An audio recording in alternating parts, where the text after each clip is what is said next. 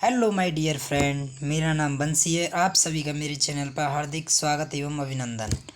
और मैं आपके सामने क्लास 12th की पॉलिटिकल साइंस की स्वतंत्र भारत की पुस्तक का फर्स्ट चैप्टर राष्ट्र निर्माण की चुनौती के बारे में पढ़ाऊँगा। और हम इसको यानी दो या तीन टॉपिक यानी पार्ट में इसको हम डिवाइड किया है। यानी आज मैं इसका फर्स्ट पार्ट आपको बता रहा हूँ। तो इस अध्याय में हम पढ़ेंगे क्या। सबसे पहले हमारा मेन जो उद्देश्य होता है उस चैप्टर के बारे में हमें पढ़ना, यानी इन्फॉर्मेशन, जो जानकारी, जो इंट्रोडक्शन होता है वो ज़रूरी है। तो इस अध्याय में हम पढ़ेंगे कि आज़ादी हिंदुस्तान के शुरुआती कुछ सालों तक चुनौतियों से भरी थी। यानी आज़ाद हिंदुस्तान जो हमारी सालें आ रही थी वो क्या थी, चुनौतियों और समस्याओं से घिरी हुई थी। सबसे बड़ी चुनौती थी राष्ट्रीय एकता और अखंडता की। यानी हमारे सबसे पहली चुनौती क्या थी, हमारे राष्ट्रीय एकता। यानी हमें जो भारत के निवासी हैं, जो वहाँ के लोग हैं, उनको एकता के सूत्र में कैसे बांधा जाए, अखंडता कैसे बचाई जाए कि हमारा देश टुकड़ों में बट रहा है उसको एक जगह कैसे किया जाए। और आज़ाद हिंदुस्तान राजनीति के इतिहास की ये सबसे चर्चा की शुरुआत हम इन्हीं चुनौतियों के जिक्र से करेंगे कि हमें सबसे पहले यही पॉइंट सॉल्व करने पड़ेंगे, क्योंकि जो हमारे एकता के सूत्र में हम जनता को कैसे बांध सकें और उसको अखंडता को कैसे बचाए रखें, इसी के बारे में इसमें हम चर्चा करेंगे। इस अध्याय में हम देखेंगे कि कैसे 1947 के बाद के पहले दशक में, यानी 1947 के पहले दशक में राष्ट्र निर्माण की चुनौतियों में सफलतापूर्वक कैसे निपटाया गया। यानी उनसे हमें समस्याओं से कैसे निपटाया गया, उनसे हमें समस्याओं से कैसे लड़ना पड़ा। सबसे पहले आज़ादी मिली लेकिन देश का बंटवारा भी हुआ। आपको सभी को पता होगा, और नहीं पता तो अब सुन लो कि जब हमारा देश आज़ाद हुआ तो आज़ादी में महात्मा गांधी ने कहा था कि हमारे एक दिल के दो टुकड़े हुए हैं। यानी एक हमारा पाकिस्तान और एक हमारा हिंदुस्तान, दो देश बने हैं। ये हमारा देश, ये आज का दिन ना खुशी का दिन है ना गम का दिन है। बंटवारे के कारण बड़े पैमाने पर हिंसा हुई। जब बंटवारा हुआ तो यहाँ से लोग वहाँ पर आए, यहाँ से लोग वहाँ पर गए, तो बहुत हिंसा हुई, बहुत समस्याएं हुई, और आज तक उन समस्याओं को लोग झेल रहे हैं। इस घटना से धर्मनिरपेक्ष भारत की धारणा पर आंच आने लगी। यानी हमारा भारत क्या था, धर्मनिरपेक्ष। यानी हम किसी को धर्म को ना तो हम ज़्यादा, ना हम किसी को धर्म को रोकते, ना किसी को हम कुछ करते। यानी हम धर्मनिरपेक्ष हैं। यानी हम धर्म को भी, किसी का भी धर्म हो वो अपने धर्म को मान सकता है, अपने मजहब को मान सकता है। फिर क्या था, देशी रियासतों के भारत में संघ में शामिल करने का मसला तुरंत हल जरूरी था। यानी सबसे पहले क्या था, हमारा भारत दो हिस्सों में बटा हुआ था। एक तो ब्रिटिश इंडिया वाला जो प्रायद्वीप था, जहाँ पर यानी ब्रिटिश ईस्ट इंडिया की हुकूमत थी, और दूसरी जगह था राजा यानी रजवाड़ी, वहाँ पर राजाओं का शासन था। उसकी समस्याओं को हल करना जरूरी था। देश के विभिन्न क्षेत्रों के लोगों की भाषाएं अलग अलग थीं। यानी फिर क्या था, हमारे देश में आपको पता, विविधता एक ऐसा शब्द है जो हमारे भारत में पूर्णतः लागू होता है। यानी हमारे भारत में जाति, धर्म, लिंग, यानी सब संप्रदाय के लोग रहने के कारण भी आज हमारा देश 75 साल हो गए, आज भी हमारा देश अखंड बना हुआ है और हम अमल हैं। यानी हमारे देश में अभी तक किसी ने फूट इतनी नहीं डाल पाई, पहले डाल दी थी मगर आज तक हम उसको रोके हुए और निपटा हमने, जो एक विविधताओं पर हमने क्या एक तरीका हमने काबू पाया है। तो अगले दो अध्यायों में हम दूसरी चुनौती की चर्चा करेंगे, और शुरुआती दौर में देश के इन चुनौतियों से निपटा कैसे गया था और कैसे कैसे समस्याएं आई थी। तो भाई साहब, इसमें एक ब्लैक में ये एक पोर्शन में दिया गया है कि कलकत्ता 1947 में दंगा प्रभावित क्षेत्रों में शांति स्थापित करने के लिए हिंदू और मुस्लिम समुदाय के लोग भारत और पाकिस्तान का झंडा फहराते हुए शहर में गश्त कर रहे और ट्रकों पर चढ़े। इन लोगों ने यह चित्र विभाजन की खुशी और त्रयोदशी दोनों को एक साथ बयान करता है। क्योंकि जब लोग, आपको पता है उस दिन क्या था, जब 14-15 मध्य रात्रि को जब हमारा भारत पाकिस्तान या दोनों देश आज़ाद हुए, तो उस समय लोगों की इतनी भावनाएं नहीं थी कि वो, जब उनको उत्साह क्या था कि हम आज़ाद हो गए, और वो अपनी उत्साह को दिखाने के लिए, अपनी मनसा, अपनी भावनाओं को व्यक्त करने के लिए दोनों झंडों को साथ लेकर खुशी खुशी से चलकर और अपने अपने वाहनों पर चढ़ रहे थे। फिर क्या हुआ, अब हमें यानी हमारा यहाँ से अध्याय होता है स्टार्ट।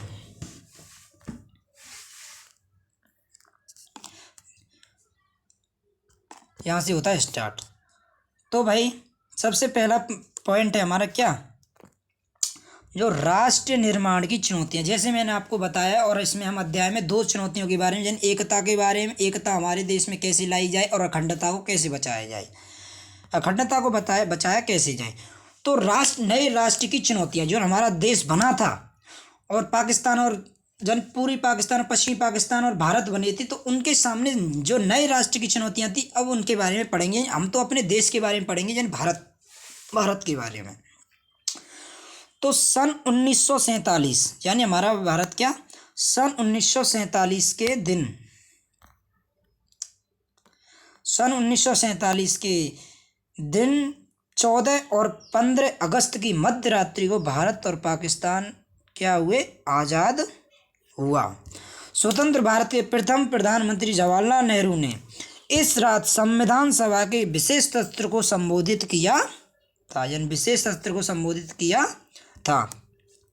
इसके बाद क्या हुआ, तो उन्होंने एक सुप्रसिद्ध भाषण दिया था, और ये अक्सर पूछा जाता है यानी एग्जामों में, और यानी एग्जामिनर इसको ज़्यादातर से हाईलाइट करके पूछता है, क्योंकि जो हमारा भारत और पाकिस्तान दोनों आज़ाद हुए उस दिन, तो उस दिन संविधान सभा को एक संबोधित किया था हमारे प्रधानमंत्री ने, और वो भाषण था भाग्यवधु से चिर प्रतीक्षा की भेंट, यानी ट्रस्ट विद डेस्टिनी के नाम से ये भाषण जाना जाता है। यानी इसी से भाषण की शुरुआत की थी उन्होंने, सबसे पहले यही बोला था। तो हिंदुस्तान की जनता इसी क्षण की प्रतीक्षा कर रही थी। भाई हम किसकी प्रतीक्षा कर रहे थे हमारे लोग, कि हम कब आज़ाद हों, हम अपनी आज़ादी का कब जश्न मनाएं। और अपने इतिहास की पाठ्य पुस्तक में पढ़ा है कि हमारी आज़ादी की लड़ाई कई आवाज़ें बुलंद थी, यानी हमने आगे भी पढ़ा है कि हमारी आज़ादी में बहुत सी आवाज़ें क्या थी, बुलंद थीं। बहरहाल 2 बातों पर सबकी सहमति थी, यानी 2 बातें सबकी सहमति की गई, सबकी सहमति 2 बातों पर थी। यानी जो संविधान, जो हमारा स्वतंत्रता स्वराज जो दिवस मनाया गया था, स्वराज 1930, और 26 जनवरी 1930 को उस दिन 2 बातें धरी गई थी, कि पहली बात कि आज़ादी के बाद जब देश का शासन कैसे चलाया जाएगा, लोकतांत्रिक तरीके से, और दूसरा बात कि सरकार सबके भले के लिए काम करेगी। यानी एक तो क्या, यानी हमारा जो शासन पद्धति है वो किससे चलाई जाएगी, लोकतंत्र के तरीके से, और सभी समूचे दल यानी समूचे समाज का भला होगा, बल्कि एक तबके का नहीं, यानी किसी बड़े बड़े लोगों का नहीं, इसमें सभी लोगों का क्या होगा, भला होगा, विकास होगा। और इस शासन में गरीबों और कमज़ोर पर खास ख्याल रखा जाएगा। यानी इसमें क्या था, यानी गरीबों और जो पिछड़े लोग हैं, अनुसूचित जनजाति, अल्पसंख्यक हैं, उन पर विशेष ध्यान दिया जाएगा। और आज़ादी के जुड़े इन सपनों को साकार करने का वक्त आ चुका था। यानी अब क्या था, अब इसको आज़ाद करने का, या हमारे देश, हमारा जो वक्त आ गया था, इन सपने जो हमारे नेताओं ने देखे थे, अब वो सपने को साकार करने का वक्त आ चुका था। यह कोई आसान काम नहीं था। अब भाई कोई आसान काम तो नहीं था, क्योंकि हमारा भारत क्या है, बहुत विविधताओं वाला देश था। आज़ाद हिंदुस्तान का जन्म जिन परिस्थितियों में हुआ था, उन परिस्थितियों की हालात में जो हमारा देश आज़ाद हुआ, वो समस्याएं बहुत ही बड़ी थीं। शायद उस वक्त तक कोई भी मुल्क ऐसी हालत में आज़ाद नहीं हुआ होगा, यानी हमारा भारत ही एक ऐसी परिस्थिति और समस्याओं से जूझकर, और समस्याएं और उत्पन्न हो गई थी, ऐसे हमारा भारत आज़ाद हुआ था।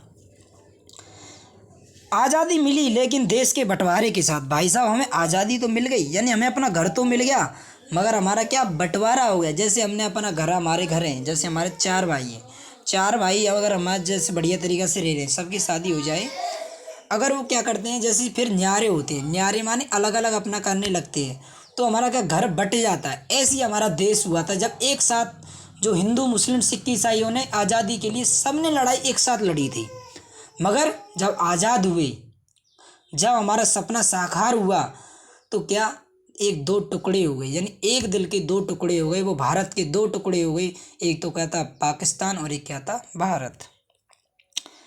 सन 1947 साल अभूतपूर्व इंसार विस्थापन की दृढ़ साल था। यानी ये साल 1947 इतना बुरा और इतना लड़ाई झगड़ा और इतना त्रयोदशी का था कि आज तक दुनिया में कोई देश में नहीं ऐसी आज़ादी मिली थी।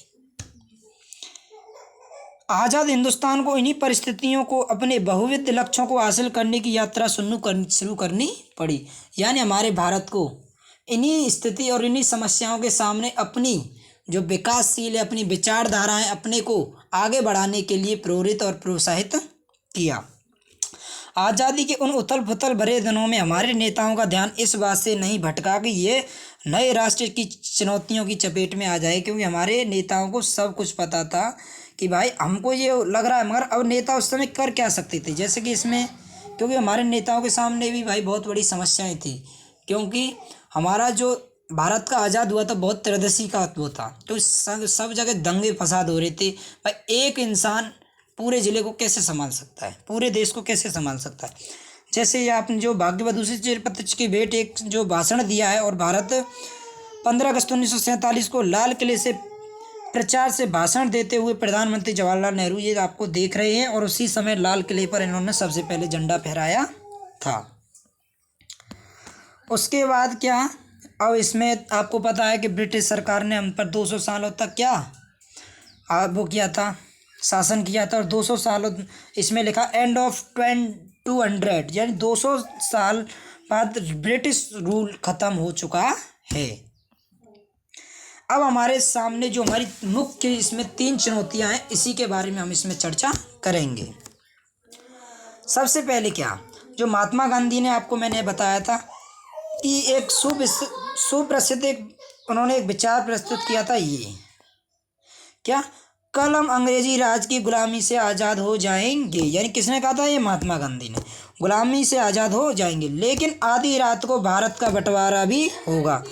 इसीलिए इसीलिए कल का दिन हमारे लिए खुशी का दिन भी और गम का दिन भी होगा।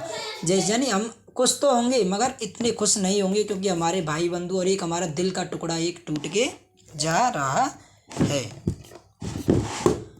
फिर क्या हुआ भाई, यानी जब दिल का टुकड़ा टूट रहा था, इसीलिए जो महात्मा गांधी जी कह रहे थे, ना तो हम खुश होंगे ज़्यादा, ना हम गम होंगे, यानी ना हमें दुख होगा। फिर इसमें 3 चुनौतियां क्या थी, इसके बारे में अब इसमें पढ़ेंगे। सबसे पहले इसमें मुख्य चुनौती आपको मैंने बताया था कि किसकी, एकता के सूत्र में बांधना, और एकता के सूत्र में बांधने की, यानी पहली और सबसे चुनौती क्या थी, एकता के सूत्र में बांधते भारत को गढ़ने की, और जिसमें समाज को सारी विविधताओं के लिए जगह हो। यानी सबसे मुख्य तौर पर जो भारत के सामने 3 तरह की चुनौतियां थीं। पहली कि एकता के सूत्र में कैसे बांधा जाए, यानी सभी भारतीयों को एक छतरी के नीचे कैसे बैठाया जाए, जिसमें सभी भारतीय समाज को विविधताओं के लिए एक जगह, एक स्थान, यानी एक मंच मिले।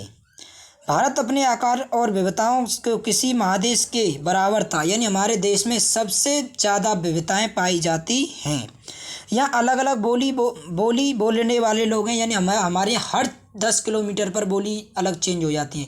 इसीलिए हमारे भारत में बहुत ज़्यादा बोली जाती हैं, और उनकी संस्कृति भी अलग है। हर क्षेत्र, हर समुदाय, हर कौम की अलग अलग संस्कृति पाई जाती हैं, और वे अलग अलग धर्मों के अनुयायी होते हैं। हमारे देश में 8 धर्म हैं, और 8 धर्म को, दुनिया में 8 धर्म हैं, और 8 धर्म के लोग हमारे यहाँ पाए जाते हैं। उस वक्त आमतौर पर यही माना जा रहा था कि इतनी विविधताओं से भरा कोई देश ज़्यादा दिनों तक एकजुट नहीं रह सकता। यानी बहुत बाहर के जो विद्वान लोग थे, वो क्या समझ रहे थे कि भारत ज़्यादा दिन नहीं टिक पाएगा, ये लुढ़क जाएगा। मगर इनको ये नहीं पता था कि हमारे देश के जो नेता थे और हमारे देश की जो जनता थी, इतनी कुश्ती थी, अब वो ऐसा नहीं होने देती दोबारा। इसीलिए आज हम इस बात को कन्फर्म कह सकते हैं कि हमारे को कोई नहीं तोड़ सकता आज के समय में। और क्या, देश के विभाजन के साथ लोगों में मन में समाई ये आशंका एक तरह से सच साबित हुई। यानी अब जो लोग में जो शंकाएं थी वो सच साबित होने लग गई, मगर इसमें जो हमारे पार्ट में, मगर अब नहीं है। सच साबित कैसे होने लग गई कि भारत के भविष्य को लेकर गंभीर सवाल खड़े हो गए। अब भारत के भविष्य को लेकर जो बड़े बड़े विद्वान थे, अब वो सवाल खड़े करने लग गए कि सबसे पहला सवाल कि भारत एक रह पाएगा। इतनी विविधताओं के कारण, इतनी बोलियों के कारण, इतनी धर्मों के लोग यहाँ पर रहते हैं, तो क्या ये भारत एक रह पाएगा? क्या ऐसा करने के लिए भारत को सिर्फ राष्ट्रीय एकता की बात पर सबसे ज़्यादा जोर देना चाहिए? भाई इनका मतलब क्या था ये ओनली भारत की एकता का ये एक मुद्दा है कि जिसके कारण जो लोग खुश हो जाएंगे, सबका भला हो जाएगा, ऐसा नहीं था। बाकी उद्देश्यों को तिलांजलि माने होता है यानी उनको बिल्कुल ध्यान ना देना, उनको छोड़ देना। ठीक है, क्या ऐसे में हर क्षेत्र और उप क्षेत्र पहचान को खारिज कर दिया जाएगा, यानी जो क्षेत्र विशेष क्षेत्र हैं उनको खारिज कर दिया जाएगा? ऐसा नहीं था। उस वक्त का सबसे तीखा और चुभताई एक सवाल यही था कि भारत को क्षेत्रीय अखंडता को कैसे हासिल किया जाएगा। यानी सबसे बड़ा जो मुद्दा था और सबसे बड़ा जो सवाल था कि जो हमारी एकता के सूत्र में बांधा कैसे जाए और क्षेत्रीय अखंडता को कैसे हासिल किया जाए। अब भाई दूसरी चुनौती क्या थी? दूसरी चुनौती भी बड़ी गंभीर थी भाई साहब,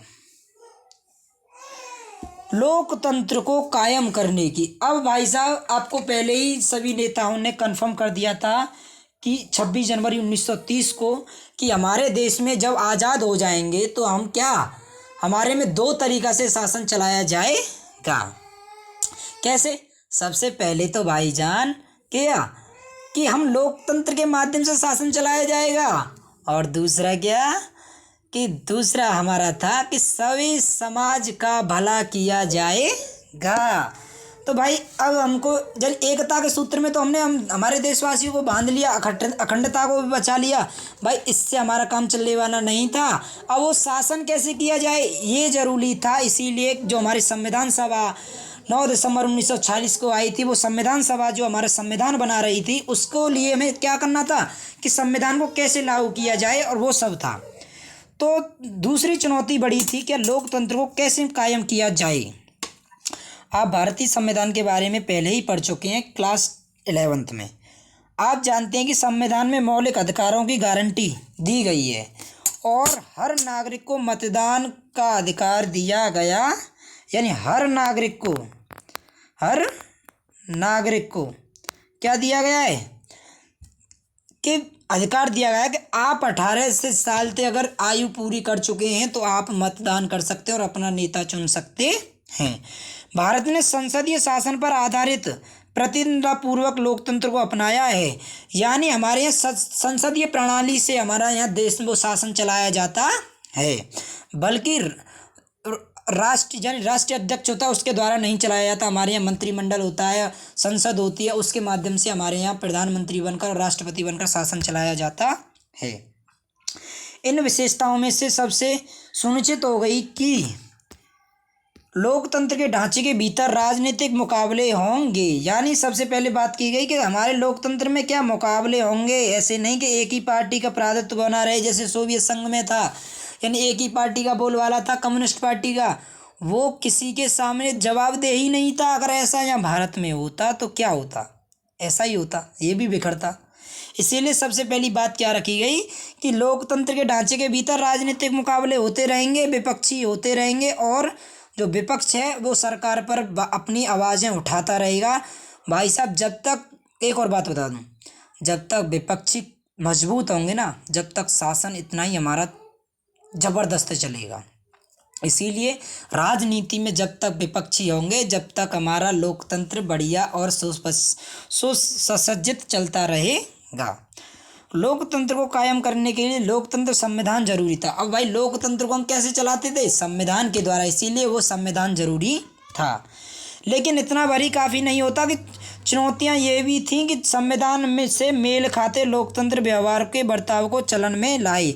ऐसा नहीं कि भाई बस संविधान हमने लागू कर दिया और लोकतंत्र के द्वारा हम अपनी शासन चला रहे हैं, पद्धति चला रहे हैं, मगर उसका कोई मतलब ही नहीं है।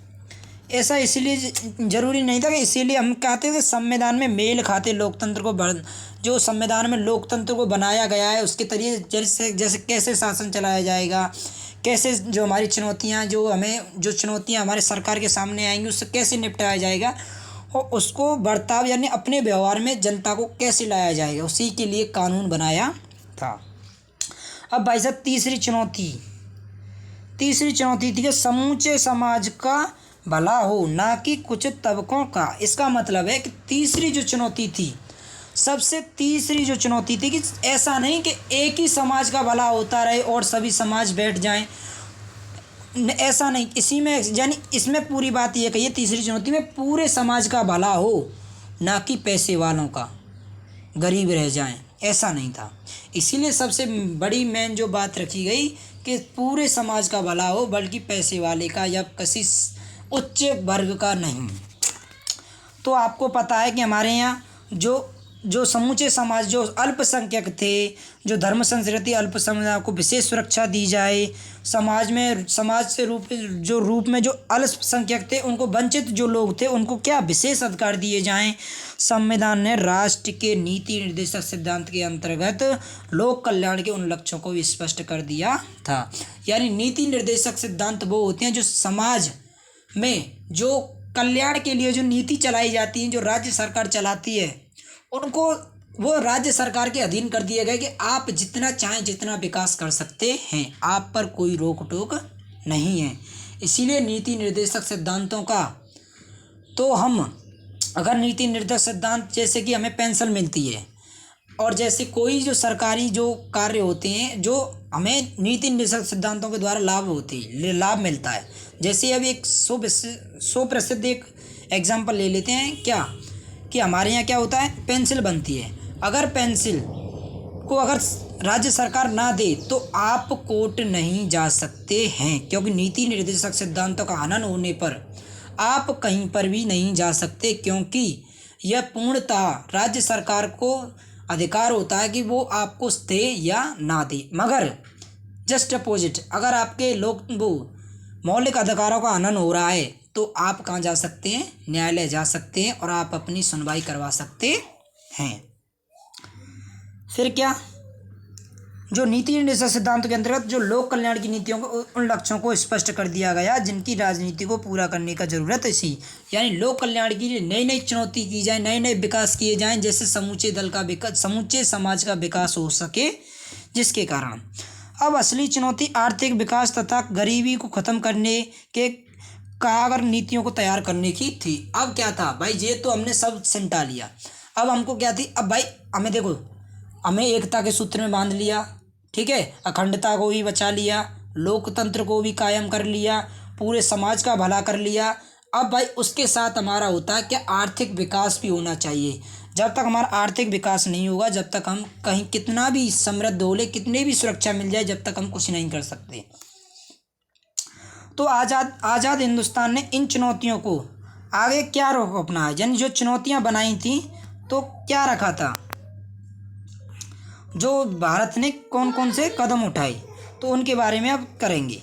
आज़ाद हिंदुस्तान ने इन चुनौतियों के आगे क्या रूप अपनाया, संविधान में तय किए गए विभिन्न लक्ष्यों को हासिल करने की दिशा में कहाँ तक सफलता मिली। जो जो हमारे संविधान में मौलिक अधिकार हैं, नीति निर्देशक सिद्धांत है और भी जो कानून है, उनको लागू करने में सरकार ने कितनी भूमिकाएं निभाई और वो कहाँ तक सफलता उसको प्राप्त हुई। इस पूरी किताब में इन्हीं सवालों को खगोलने की कोशिश करेंगे, इन्हीं सवालों को खोजने की कोशिश करेंगे।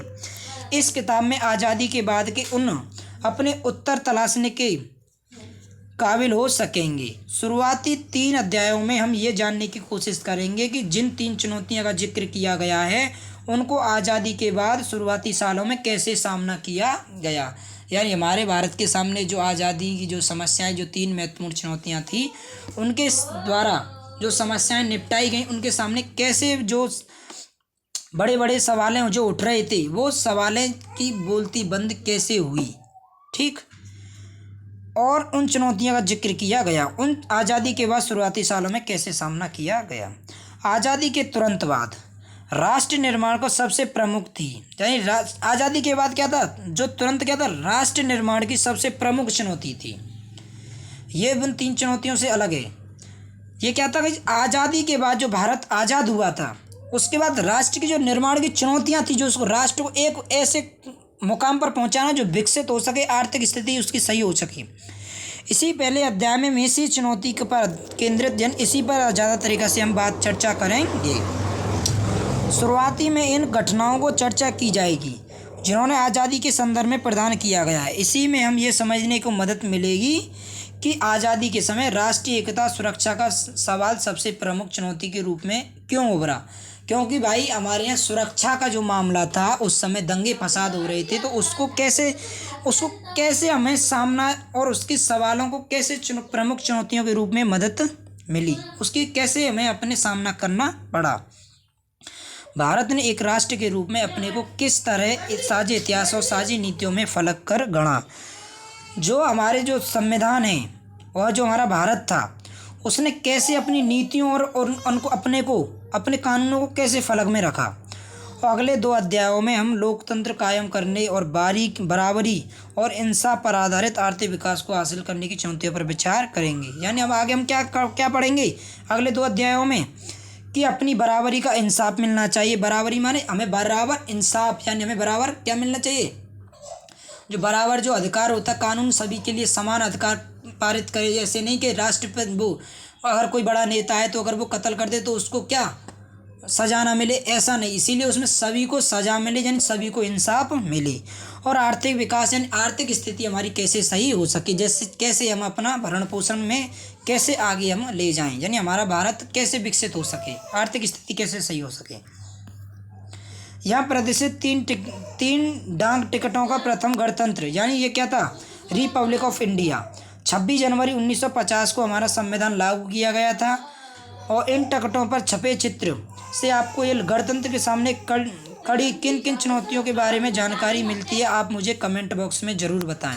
और अगर आपको 1950 के डाक टिकटों का डिज़ाइन तैयार करने के लिए कहा जाए तो आप टिकट किस तरह चित्रित करते और बुक कैसे करेंगे, तो आपको मुझे कमेंट बॉक्स में बताना है कि जो आपके नए गणतंत्र के सामने खड़ी किन किन चुनौतियों के सामने के बारे में वो जानकारी मिलती है इन टिकटों के माध्यम से, आप मुझे कमेंट में बताएं। जय हिंद, जय भारत।